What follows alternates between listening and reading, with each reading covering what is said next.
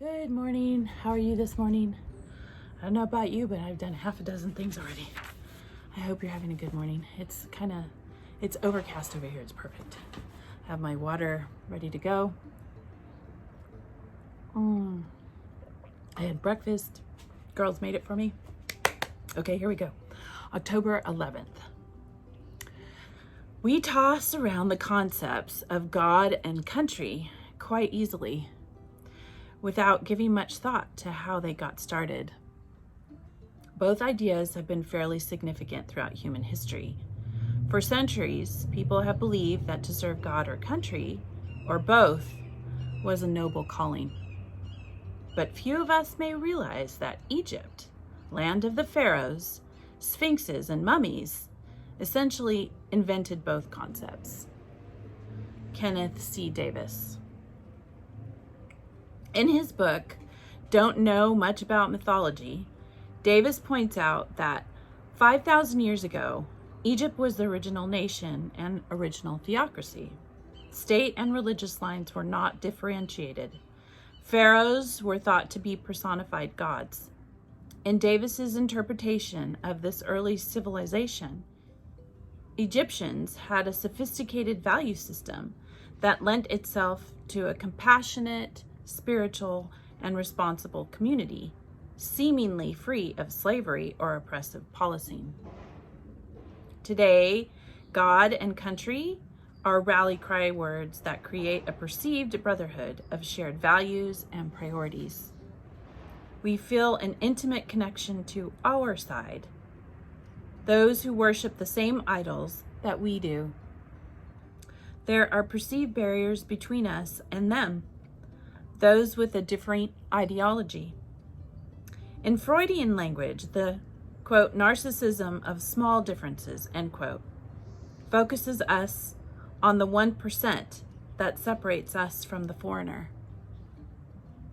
In truth, when we distill the core values of even the most seemingly hostile of tribes, we find that their society is strikingly similar to our own. In our meetings, we may perceive great differences between us and the outside world, suggesting that we of 12 and 12 lore are culturally different from Earth people. Are we so different because we are addicts in recovery? Don't we have the same foibles and attributes as anyone else? What tribal standards do I use to differentiate my people from them? Do I put some on a pedestal and scapegoat others?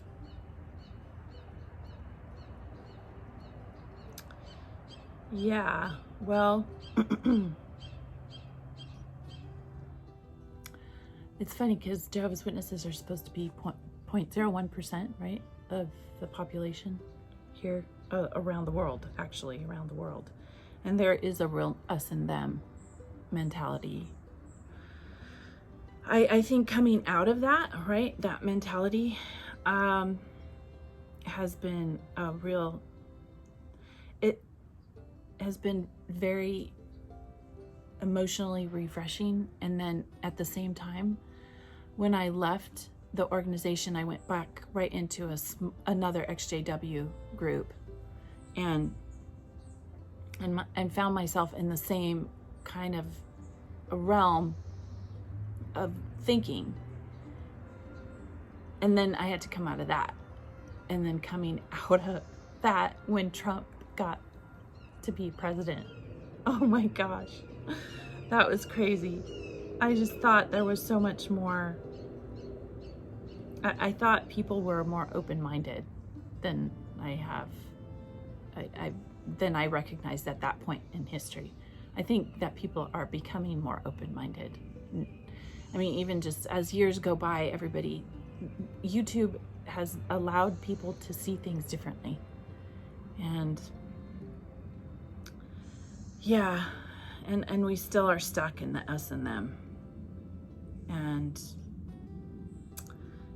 certain, what we think is, rally cry words that create a perceived brotherhood of shared values and priorities. So ex-Jehovah's Witnesses, we saw the us and them. We saw we have the brotherhood, right? And we have shared values and priorities. When in actuality, if you go out into the world, I think that they all, if they are any sort of religious, if they have any sort of religious values, right? It seems like they all have like an us and them mentality. I talked to a woman. She wanted me to sign something for, the voting thing that's happening right now. And she said a lot of different things, but she was definitely a God person. And I started to sweat because I'm like, okay, how am I going to get through this? Because what she was explaining to sign was something important.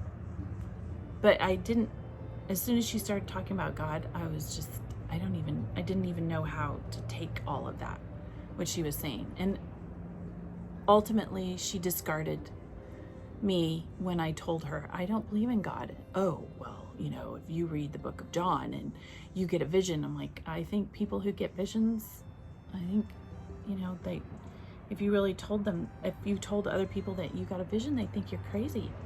I'm like, no, I don't believe in God. So it was, if I said that, right? If I said that I believed in this vision and I got this and that and the other, some people would believe me, but others would say, oh my God, she's got a problem. Yeah. So yeah, I just, it's definitely an interesting society that we live in, and a lot more God people than I thought when I left. I thought there was going to be so much more freedom in the way that people thought. I was greatly disappointed, especially in the last, when Trump got to be president. I was just so amazed at how crazy everything got.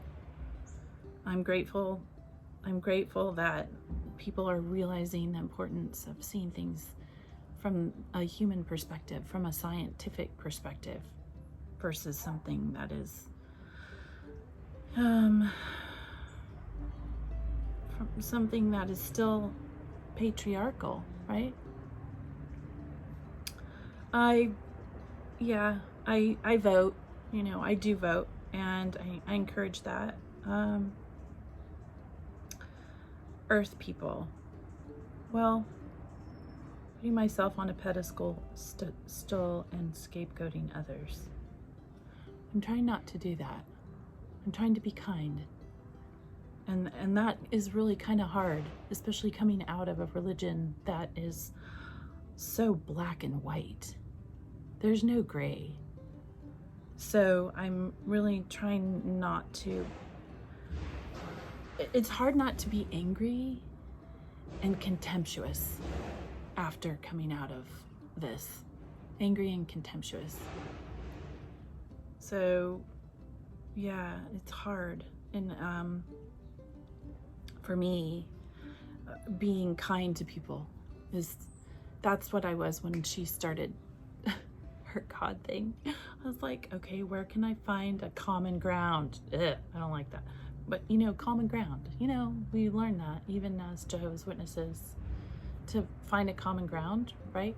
And then she rattled off how she hadn't seen her family, and that her son had got knocked up some girl, and she doesn't believe in God, but she's so hurt, and she started to cry. I'm like, oh my, okay, well, yeah, I'll sign your petition, and I hope you have a good evening tomorrow, because she was supposed to meet them all for dinner. She hadn't seen them for the last 10 years. So we all have the same problems. Or just because you believe in God doesn't mean you don't have problems. And just because I don't, doesn't mean that I do have problems, right? I just don't want to believe in anything anymore. I like the freedom that comes with not believing in anything. It's wonderful. So now it's just about learning about a lot of different things without any barriers. I like that. So I yeah, I hope that you are having a good day. It's beautiful here, even though it's not really sunny. And I'm sorry it's so loud. It's loud, but I don't want to go inside. It's so nice to be out here. It's getting louder.